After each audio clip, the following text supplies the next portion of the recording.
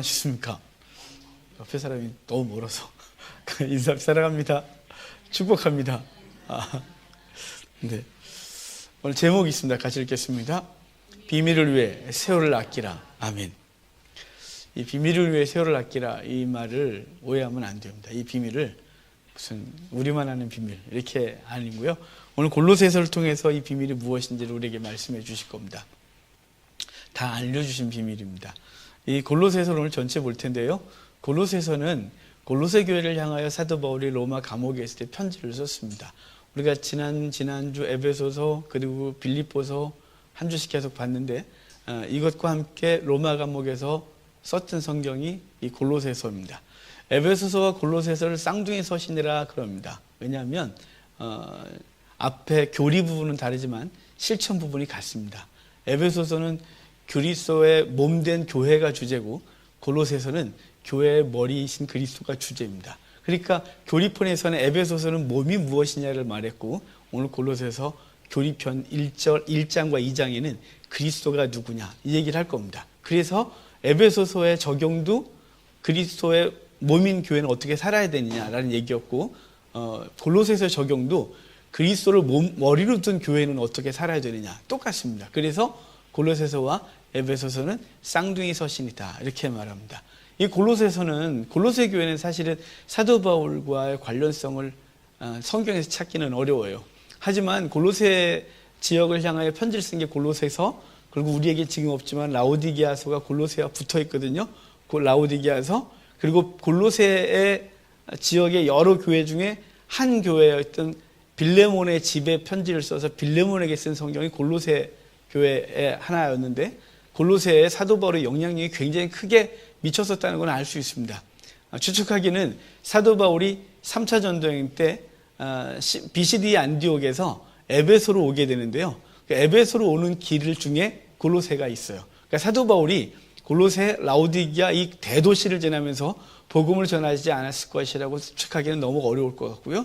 거기서 복음을 좀 전했을 것 같고, 에베소에서 3년 동안 머물러 있는 동안 골로새 지역의 지도자들과 그 지역에 영향을 강력하게 미쳐서 나중에 보면 빌레몬에게 명령하는 정도의 이야기를 하는 거 보면 골로새 교회가 사도 바울이 골로새 교회를 개척하지 않았다라고 우리는 신학적으로 얘기하지만, 사도 바울이 골로새 지역을 향하여 굉장한 영향력을 갖고 있었다라는 건 알 수 있습니다. 그래서 로마 감옥에 있으면서도 골로새 교회를 향하여 편지를 쓰는데, 이 편지를 쓰는 이유는 골로새 교회에 이단이 들어왔기 때문에 그렇습니다. 이단이 들어와 복음을 해치고 복음을 손상시켰어요. 근데 그 초대교회 때 주요 이단이 누구냐면 유대교였습니다.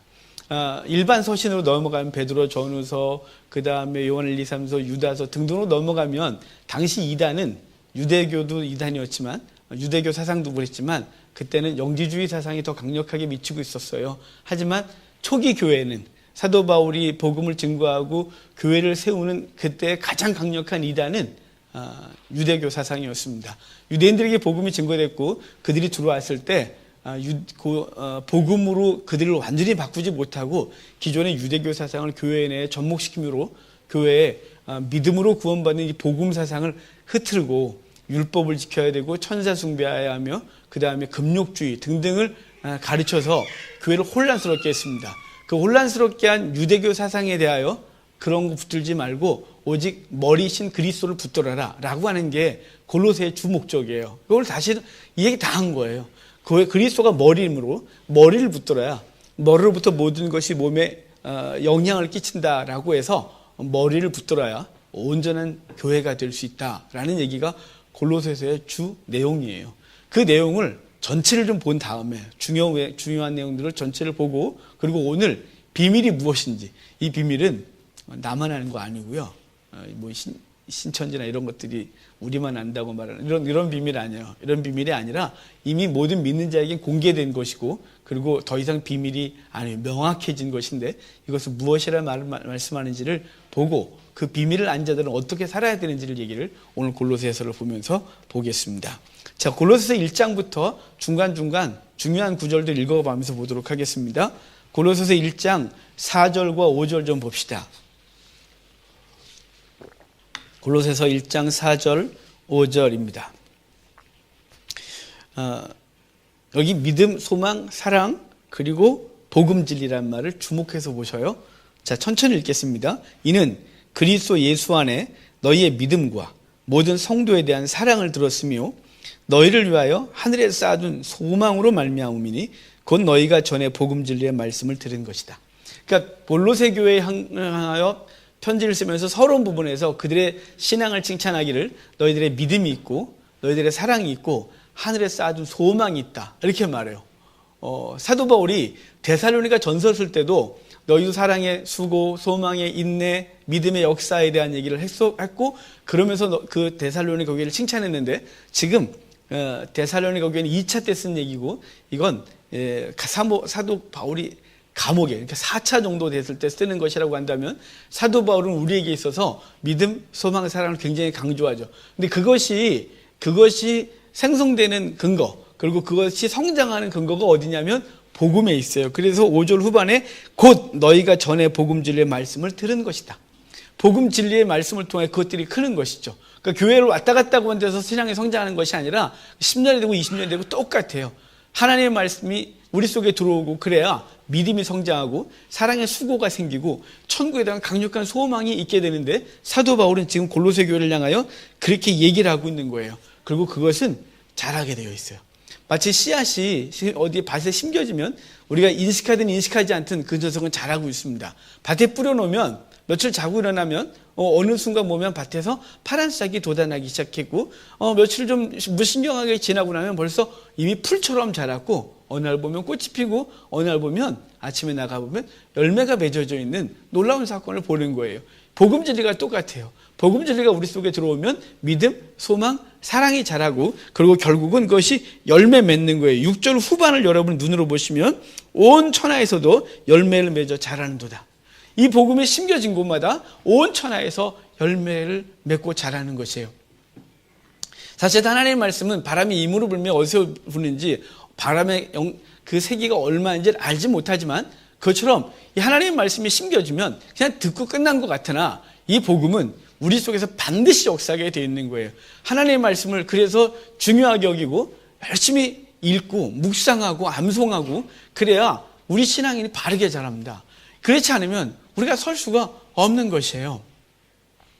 연초에 5일 동안 기도원에 가 있으면서 목사님들 4명이 한 방에 이렇게 사용하게 되는데, 이런저런 얘기를 하다가 사실은 그 기도원이 너무 오래간만에 갔던 기도원인데, 그 기도원에서 한 10여 년 전까지만 해도 한 달에 한 번씩 목사 4명이 모여서 성경을 통독했던 곳이에요.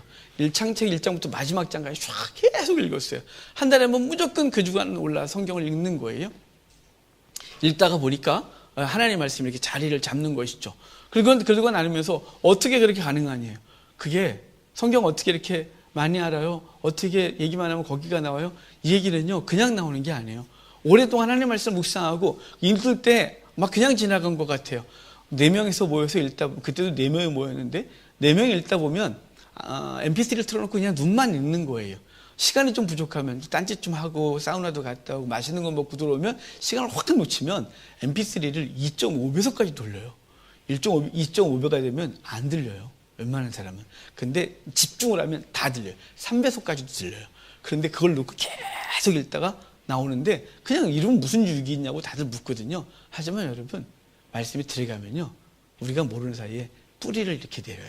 그리고 성장하고 우리의 믿음이 하나님 앞에서 자라게 되는 거죠. 사도 바울은 골로새 교회를 향하여 그 믿음의 성장이 어디서부터 시작된 거냐? 말씀입니다. 그것은 믿음, 소망, 사랑으로 자라고 온 천하에서 열매 맺고 있다고 말씀하고 있는 것입니다. 이제 그러면서 이제 이 복음 증거를 통하여 복음이 예수 그리스도를 통하여 우리에게 주어지게 되는데, 근데 거기 보면요, 자, 예수 그리스도가 어떤 분인지를 얘기를 해요. 오늘 주제가 머리거든요. 골로새서의 주제가 머리인데 머리가 어떤 분인지를 얘기를 해줘요. 자, 14절이에요. 14절 보면 그 아들 안에서 우리가 속량고 주의 사함을 얻었도다. 아들 안에서 속량을 얻었대요. 예수 그리스도는 우리의 죄를 속해주는 속죄 주가 되는 것이죠. 대가를 지불하신 거예요. 대가를 그 생명으로 지불하여 우리를 건져내신 예수 그리스도는 바로 우리를 대신하여 속량의 제물로 드려진 존재다. 속죄함을 얻게 했다. 이렇게 말하고요. 15절에 오면 하나님의 형상이다. 이렇게 말해요. 사실은 이건 유대인에게 무지하게 충돌이 일어나는 사건이거든요. 하나님 형상이다. 나를 본 자는 하나님을 봤다. 아버지가 하는 시 내가 일한다. 이럴 때마다 유대인들은 들고 일어났어요. 저 뭐하냐? 하나님을 모독한다. 우리가 못 들을 소리를 들었다. 귀를 막고 옷을 찌고 난리가 났던 소리들이 이런 것인데 하나님, 예수님 누구냐? 하나님의 형상이다 라고 얘기를 해주고 있는 것이죠. 그리고 15절 후반에 보면 피조물을 보자 먼저 나신 자다. 모든 피조물보다 먼저 났다 이 말은 그분은 피조물이 아니라 하나님이시다 라는 것이에요. 그분은 그래서 그 뒤에 16절에 창조하셨다 그래서 예수 그리스도는 창조주인 것이죠. 우리를 속죄해 주는 속량주시고 그리고 그분은 하나님의 형상이시고 그분은 우리보다 먼저 계셔서 우리를 창조하신 창조주다 이렇게 말씀해 주고 있는 거예요. 18절을 보면 그는 몸인 교회의 머리라. 오늘 골로새서의 주제인 거예요. 그리스도는 우리의 머리시다 이렇게 말하는 것이죠. 머리로부터 모든 것이 영향을 받는 것이죠. 모든 것을 공급받는 것이에요. 그분이 우리에게 어떻게 살아야 되는지를 알게 하시고 그분이 우리의 삶을 움직이고 있는 것이죠. 꼭두각시가 아니라 그분이 우리 속에서 우리의 자유의지를 활용해서 하나님의 거룩한 일을 감당하게 하시는 거예요. 이따가 말하겠지만 칼빈은 이렇게 말해요. 예수를 믿게 되면 인간은 두 개가 바뀐대요. 하나는 지식이 바뀌고 하나는 의지가 바뀌는 거예요. 뭐가 옳은지 그른지를 다시 알게 되는 거죠. 예수 믿기 전에는 일반적인 윤리와 도덕이 우리의 지식의 근거였어요. 선과 악의 근거고 무엇이 옳은지 그른지를 그렇게 알게 했는데 예수 믿고 나서부터 곧바로 다른 곳으로 바뀌어요. 뭐가 바뀌냐면 믿는 것이 의, 믿지 않는 것이 악임을 알게 하는 것이죠. 그래서 이 지식이 바뀌고 그 다음부터는 거룩한 삶에 대한 의지가 없었는데 예수 믿기 전에는 하나님을 향한 열정 이런 건 찾아볼 수 없었는데 살아났으므로 이제 의지가 살아나 하나님 원하시는 거룩한 삶을 향하여 나아가는 것이죠. 구원받기 위해서가 아니라 구원받은 그 백성이 어떻게 살아야 되는지를 알게 하시고 강력한 의지로 기꺼이 세상 것을 버리고 자신의 육체를 죽인 것으로 여겨 거룩한 삶을 향하여 나아가는 존재 되는 것, 그것이 예수 그리스도를 믿으면 바뀌는 것이다 이렇게 말씀해 주는데 바로 예수 그리스도가 머리로서 우리에게 그것들을 알게 하시고 우리로 그 삶을 살게 하시는 것입니다. 여러분 이 삶이 우리 속에 있음을 믿으시길 바랍니다. 그리스도가 바로 그런 분이에요. 그리스도가 바로 우리의 머리시고 우리의 성량주시고 우리보다 먼저 계신 분이고 그분은 창조주시며 그리고 화목주로서 하나님의 거룩한 일을 감당해내는 귀한 존재였다 이 말이시죠. 그래서 이제 사도 바울은 24절에 이렇게 말해요. 그분이 우리를 구원하셨으므로 우리는 어떻게 살아야 되느냐? 24절 같이 읽을까요? 24절입니다. 나는 이제 너희를 위하여 받는 괴로움을 기뻐하고 그리스도의 남은 고난을 그의 몸된 교회를 위하여 내 육체에 채우노라. 그리스도의 남은 고난을 그의 몸된 교회를 내 육체에 채운다 그러는데 이게 좀 필리핀의 그 가톨릭이나 이런 사람들처럼 막 고난 주간에 막 뭐 꼬챙이 뚫고 막 이런 짓이 아니라 그게 아니라 남은 고난이란 그분이 우리에게 맡겨주신 사명을 위하여 감당해야 될 고난인 거예요. 사명 감당하는데 어떻게 고난이 안 따라요? 우리 지금 공부하고 있는 강무사라는 사람이 있는데 이분이 이제 부교육자로 있다가 개척을 하세요. 이번 그저께도 전화를 통화를 하면서 제가 이제 우리 공부하는 중에 나이가 제일 많거든요. 너무 늦게 대학원을 박사과정을 하면서 너무 늦는데 이분이 이래요. 목사님 저 휴학을 할 거예요. 왜? 할 거래요. 돈이 없대요. 왜? 개척해야 되는데 개척할 것도 없고 그렇대요. 그래서 제가 막 이런저런 얘기하다가 이제 뭐 알바도 해야 되고 뭐 살아가야 되니까요. 나 뭐 하는 건 없고 그래서 목사님 이건 좀 이렇게 저를 우리 과에서는 저를 형 뭐 이렇게 말하거든요. 이건 친분으로 말하는 게 아니라 이건 좀 냉정하게 얘기할게요. 목숨 걸어요. 하나님 앞에 그냥 드려봐요. 복음만 위해서 열심히 살아봐요. 그럼 하나님 어떻게 채우시는지를 경험해봐야 안 되겠어요? 히브리서에 피 흘리기까지 싸워보지도 않고 벌써 뒤돌아서냐 그러는데 피 흘리기까지 안 싸워봤잖아요. 그냥 개척을 하고 하나님 어떻게 채우시는지를 다행히 그래도 두세 가정이 함께 하겠다는 가정들이 있으니까 그들과 함께 무릎 꿇고 기도하고 복음 증거하고 하나님이 먹이시는지 굶기게 하시는지 하나님 책임져 봐요라고 피 흘리기까지 한번 싸워봐요. 그러다가 도저히 못 견디겠으면 그때서야 알바 찾아보시고 지금은 개척 단계에서 알바를 찾아볼 때는 안 해요 목사님.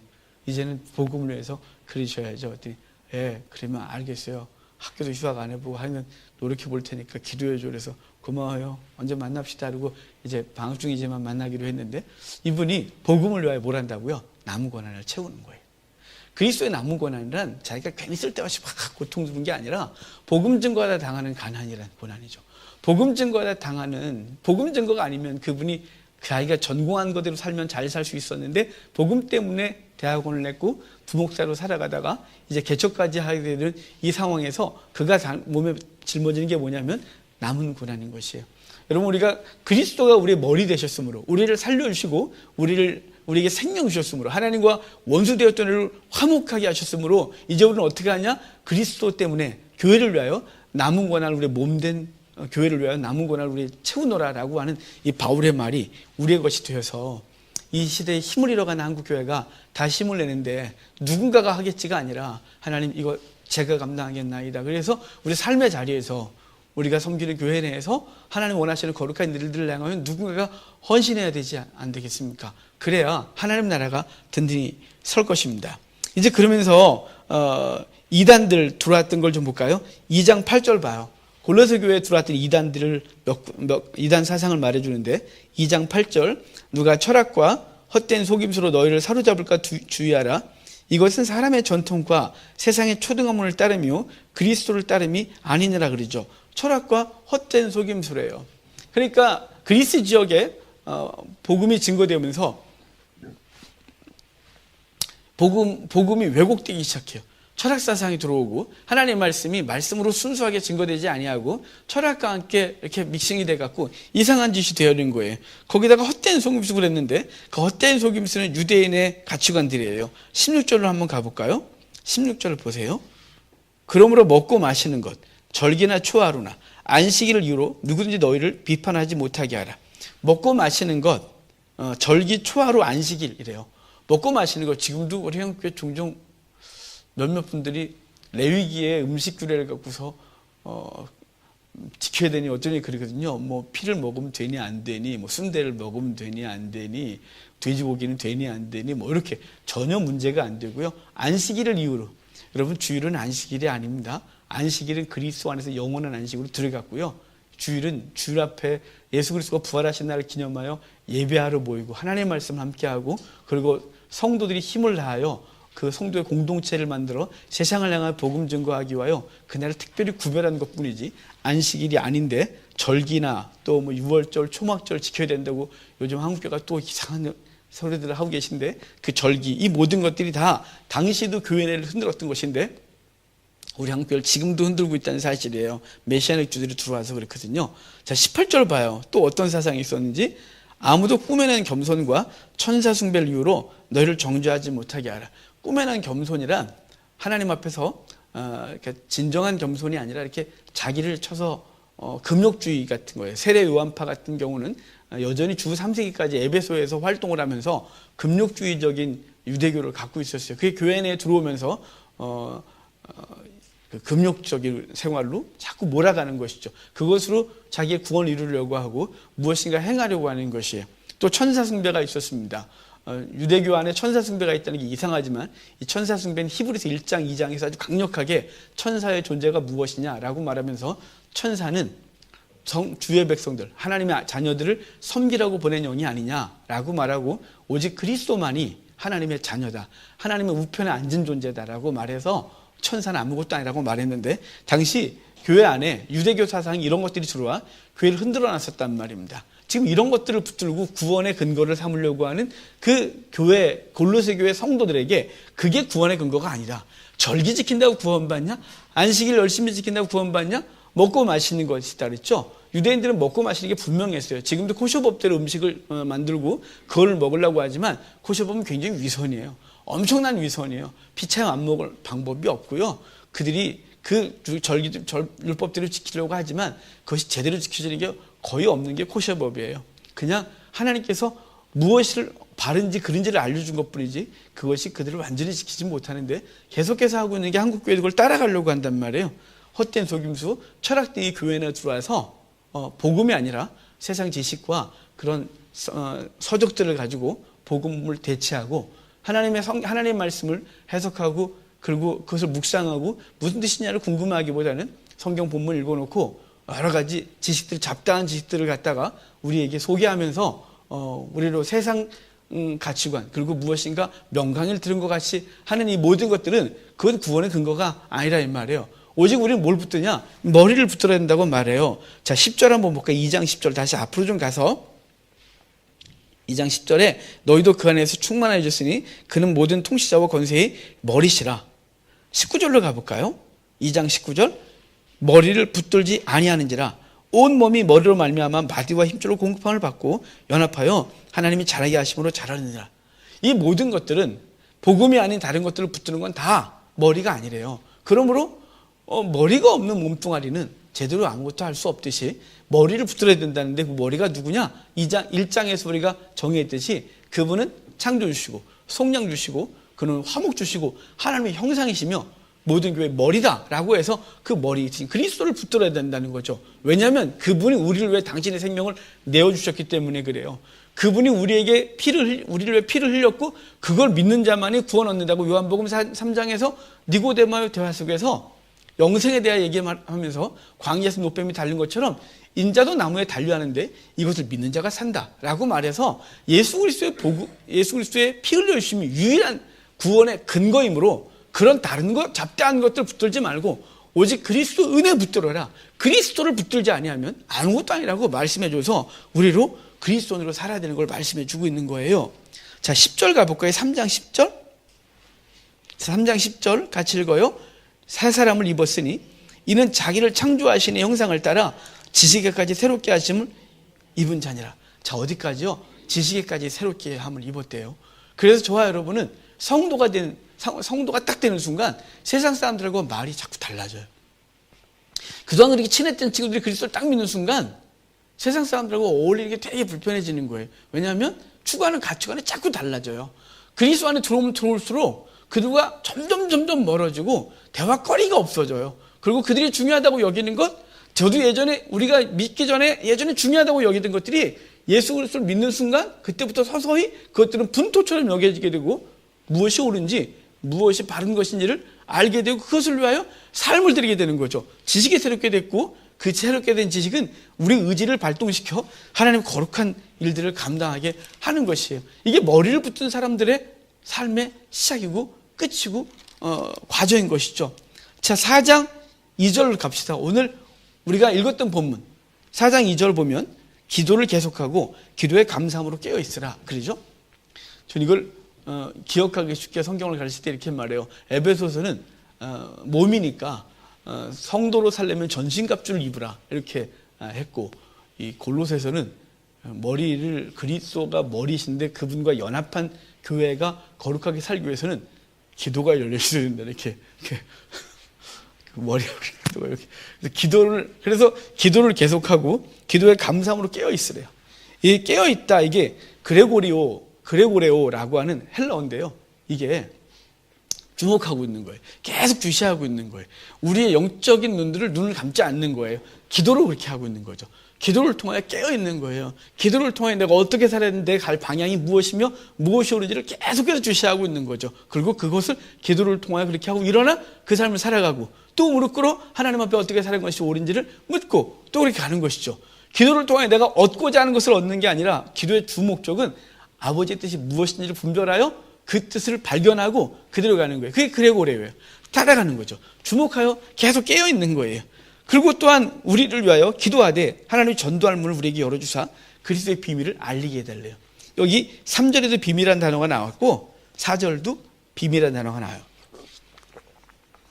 이 비밀이라는 단어가 이게 시크릿이 아니에요. 시크릿은 어떤 거냐면 완전히 감춰져 있는 거예요. 마치 금고 안에 거기 금고 안에 무엇인가를 넣고 다이얼 돌려서 아무도 못 여는, 그래서 누구도 볼 수 없는 상황이 시크릿이에요. 근데 성경에는 시크릿이라는 단어를 쓴 적이 없어요. 미스테리온이라는 헬라어인데요. 이게 영어로 미스테리예요. 그러니까 뭐냐면 보고 있어요, 눈으로. 근데 뭔지를 모르는 게 미스테리예요. 눈으로 보이는데 모르는 거예요. 왜 성경은 예수 그리스도를 비밀이라고 말했냐면 유대인들에게는 이게 비밀인 거예요. 이방인에게 복음이 증거돼 구원받는다? 그들은 구약적인 사고방식을 갖고는 유대인만 구원받고 이방인은 저주받은 족속인데 그들에게 복음이 증거돼 구원받는 건 그거 보면서도 이게 무슨 상황이야? 라고 말했다는 거죠. 예수 그리스도가 우리를 위해 죽으시고 믿는 자마다 구원받는 게 그들에게는 눈을 보면서도 이해가 안 되는 상황이에요. 어떻게 한 사람이 죽어 모든 인류를 구원하니? 가능하니? 아니 어떻게 저 사람이 죽었는데 내가 구원받아? 이게 가능하니? 요즘도 그래요. 사람들이 예수 믿으면 구원받는다 그랬더니 야 말이 되냐? 너 같은 게 구원받아? 야 내가 막 살았는데 예수 믿으면 구원받는 거야? 이렇게 말해요. 미스테리인 거죠. 이해가 안 되는 거예요. 그래서 성경에 비밀이라고 쓴 모든 단어는 미스테리예요. 그러니까 믿지 않는 자들에게는 여전히 헷갈리는 상황이에요. 믿는 자들에게는 밝히 보여 알게 하심이에요. 그래서 그걸 계시라 그래요. 열어서 보여줬다고요. 이건 우리의 이성으로 깨달은 게 아니고요. 하나님이 믿음을 주입시켜줘요. 모든 종교들은 깨달음의 종교인데요. 기독교는 주입된 은혜라 그래요. 내가 깨달은 게 아니고요. 하나님은 은혜를 부어 주신 거예요. 그래서 죽어있던 나를 살리셔서 하나님은 은혜를 주시고 깨닫게 하시고 그 진리인 줄 알게 하시고 그렇다 수동이에요 우리는. 그래서 알게 하시고 그 비밀을 깨닫게 한 후에 이제 어떻게 살아야 되느냐. 비밀을 깨달은 자들은 이거구나라고 그냥 끝나는 게 아니라 거기 5절에 외인에 대하여는 지혜로 행하여 세월을 아끼라 그래요. 세월을 아끼라. 이거 에베소서에도 이 단어 한번 썼다 그랬죠. 이 단어 에베소서와 골로새서에 쓰고 있는데 헬라어로 엑사고라조마에 그래요. 대가를 지불하고 사다 이런 뜻이거든요. 그러니까 복음 증거 때문에 우리는 뭐 하냐면 대가를 지불하고 사는 거예요. 많은 선교사님들이 자기 삶을 버려두고 자기 삶을 말한 대가를 지불하고 영혼 구원 때문에 그곳에 가 있는 거예요. 아까 제가 우리 동기 목사님이 개척하는 거에 대해서 그분은 원래 조진웅인가 그 연기하는 같은 학교 출신이에요. 연기자로 살고 싶었는데 하나님의 은혜를 받고 어느 날 자기가 자기 무대에서 하나님 영광 돌리고 싶었는데 무대인데 다른 무대에 서 있더래요. 복음 증거하는 무대죠. 그런데 그분이 굉장히 인물도 잘나고 괜찮아요.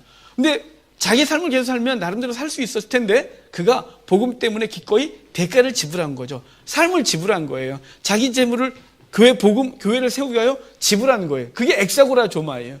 대가를 지불하여 사는 것이죠. 뭐 때문에요? 복음 증거 때문에요. 아까 사도 바울이 아까는 이렇게 말했잖아요. 그 남은 고난을 내 육체에 채우노라. 엑사고라 조마에 한 거예요. 대가를 지불한 거예요. 내가 내 삶을 살던 것들을 다 내려놓고 복음 때문에 대가를 지불하는 거죠. 비밀을 안 자는 뭐 하라고요? 대가를 지불하라고요. 복음을 안 자는 그냥 누군가가 전하겠지, 하나님이 알아서 하시겠지가 아니라 그 은혜를 받으면 가만히 있을 수가 없는 거예요. 죽었는 영혼 어떻게 가만 놔둬요? 살려야지. 내가 갖고 있는데 저 사람 이걸 몰라요? 죽고 싶지 않겠어요? 내가 빵이 이렇게 많아요. 저 사람 굶고 있어요. 어차피 놔두면 썩을 건데 그거 나눠주지 않겠어요? 재물이 많아요. 누군가가 제가 갖고 있는 재물이 요만큼만 있으면 살 수 있으면 그거 주지 않겠어요? 우리가 사랑하고 우리가 아끼는 사람이라면 엑사고라 조마예요. 대가를 지불하여 영혼을 사는 거예요. 그게 엑사고라 조마인 것이죠. 이 은혜의 비밀들을 우리가 갖고 있어요. 이건 사도 바울이 에베소서에서도 비밀이라고 말했고 여기서도 비밀이라고 말하는 거예요. 동일한 시기에 쓰고 있다 그랬잖아요. 에베소서와 골로새서랑 같이 쓰고 있는 거예요. 근데 주제가 다 교회론인 거예요. 교회가 갖고 있는 게 비밀이래요. 이 비밀은 복음인 것이죠. 복음의 비밀을 갖고 있는 거예요. 믿지 않는 자들에게는 여전히 비밀이나 우리에겐 더 이상 비밀이 아니에요. 오픈됐거든요. 다 알려줬거든요. 예수 그리스도를 믿으면 구원받는다는 것이 절대로 더 이상 비밀이 아니에요. 그 비밀을 갖고 있는 자로서 이제 그 비밀을 아직 모르는 자들에게 가서 설명해주고 우리가 하나님의 말씀을 증거할 때 주께서 우리를 살려주어 눈을 열어 보게 하셨듯이 그들도 살려주어 그들의 눈을 열어 그 복음의 비밀을 알게 하고 그들도 천국 백성 되게 하도록 우리는 무엇을 하냐면 비밀을 위해 엑사고라조마에 세월을 아껴야 되는 거죠. 세월을 아끼는 거예요. 그냥 널브러져 있을 수 없는 거죠. 그냥 퍼져 있다가 그냥 이렇게 대충 살다가 그냥 가면 되는 게 아니에요. 시간을 아끼고 그 시간을 하나님의 나라를 위하여 기꺼이 사용해야 되는 거죠. 둥글거릴 여유가 없어요. 하나님께서 우리에게 주신 그 여유를 가지고서 그 여유 갖고서 놀러 다닐 여유가 별로 없어요. 그래서 노는 것을 무슨 제가 정죄하는 건 아니고요. 적당히 해야죠. 근데 우리가 너무 그쪽으로 요즘 세상이 워낙 그런 즐기는 쪽으로 가다 보니까 우리 교회도 아무 생각 없이 세상에 취하 그렇게 가고 있습니다. 하지만 우리 성경은 그렇게 말한 적이 없습니다. 사도 바울은 세월을 아끼라. 네 세월을 대가를 지불해라. 그래서 그 복음을 이 비밀을 알리는데 힘을 다하라고 말하고 있습니다. 골로새서 그것입니다. 그리스도가 교회의 머리십니다. 그 머리를 붙들고 이제 그것으로 구원이 임하는 걸 안다면, 이게 비밀을 너희가 알았다면 이 비밀을 전거하기 위하여, 전하기 위하여 엑사고라조마이, 세월을 아끼는 존재가 되어야 할 것입니다. 다 같이 일어나셔서 잠깐 기도하겠습니다.